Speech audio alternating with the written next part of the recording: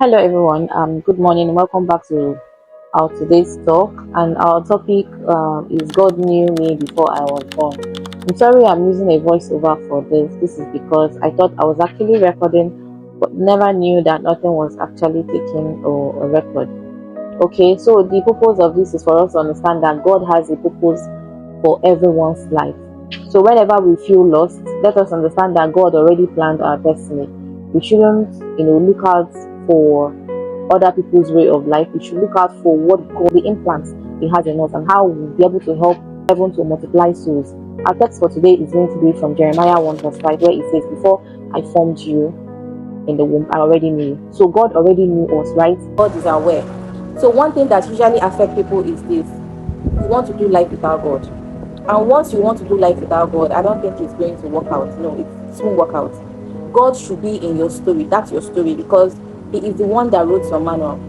I believe we all buy devices in our houses. We buy, and when you must have bought that blender, you read the manual to understand how it functions. That is actually how God has a manual for every one of us. If we look at the stories in the Bible, we understand that people still live a life that is like, maybe, for example, we give our children names after a particular prophet, right? For example, when we say Elisha or Elijah, we are naming, or we are calling our child that name because of the good work that particular prophet must have done, right? And then we want our child to live like that prophet. But in the sense that in the middle of that story, whatever mistake that prophet must have made will now be corrected. At the same time, the purpose why our parents give our child a particular, for example, I gave my child Daniel. And the reason, because I love the story of Daniel. And I won't be mistaken if I say I want the life of my son to be a life of prayer, because Daniel, in his story, kept praying. Every of his life, he put God first. Even in the midst of a very tight challenges, he still kept God first. He was not going back. And that was my own reason of naming my child after him, right? Because I want that my child to have a particular kind of life. But that's notwithstanding, you need to understand that God has a purpose for everyone. Except you now want to live life outside God. That's when you start seeing some things. Let me tell you something. There are some challenges that you will face. There are some challenges that you will face. You will have peace. And the reason why you are having peace is because you already that. Remember in the book of, I'll get a particular chapter of the Bible where it says, even in the midst of that your struggle, or in the midst of your challenges, I'll be present. I'll be there with you.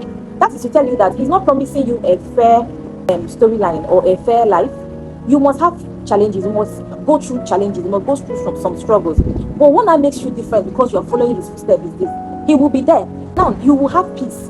When you're going through that particular challenge, there must be peace. That is telling you that God is aware. And the reason for that challenge might be to sharpen you against what is to come. That is the future thing that is coming. Sometimes, trust me, yes, I'm a human being. Sometimes I bother or I worry about some certain things. But let me tell you something. Over time, I've got to understand that once I know that this thing is, I have done everything possible to ensure that I get myself out from this trouble, or I get myself out from this challenge or struggle. I just leave it together, because I know that He will give me peace. There's a reason why He allows this particular thing to be, if you look at some of the ministers, right? You go to YouTube and you watch some of the good ministers, you understand that. I've listened to one of the ministers, I can't really remember her name, where she looked for a child for 8 years. And guess what? She spoke about how at the time she lost her faith and she came back, because she even has a partner who encourages her, and also because her partner is a believer, right? Now, it is not that you will not say, oh, because this person has a calling, therefore the person is not going to face any challenges. God knew us, and He gave every one of us our purpose. There's reason. Your own might be to evangelize. Your own might be to help the needy. All these foundation, what is it called, NGOs and what have you. But it's for you to realize, I need to get that fact right. What has God called me to do?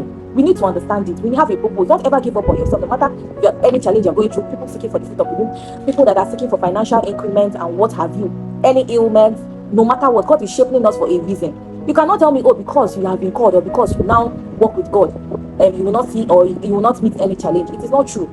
We need to come out from there. Everybody, every prophet, every person that worked with God in the Bible went from one challenge to another, even faced a particular challenge that is like something that has to do with sin, and they still came out strong. Please don't ever feel that at some point in a particular season we might start doubting ourselves. We might start doubting what you can do or what you cannot do. But let me tell you something: God sees you, He values you, He knows you. Don't give up on yourself. It is a wake-up call today. I'm telling you, don't give up on yourself. He sees you. He knows the reason why, whatever thing that you're going through. Please, Jeremiah 1 verse 5 is telling us that before we're born, before we even, before we're born, that He knew us. Not just knowing us by our name, He knows our stories. Please don't give up on God. Keep holding on to Him. He has never promised to give up on us. He said that when we're there for Him, He is there. I want us to hold God tight and trust the process.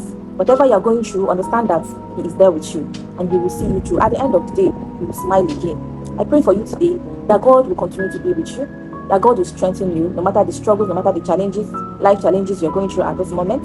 I pray that He will see you through. I pray that He will change your story and make you have peace, even in the midst of that challenge, even in the midst of that struggle, that He will not let you down. His blessings will remain with you.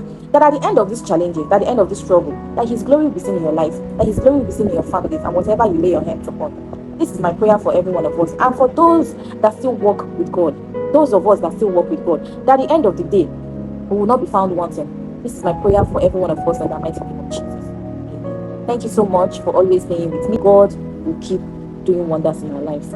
Take care and have a great day and a great week. Bye.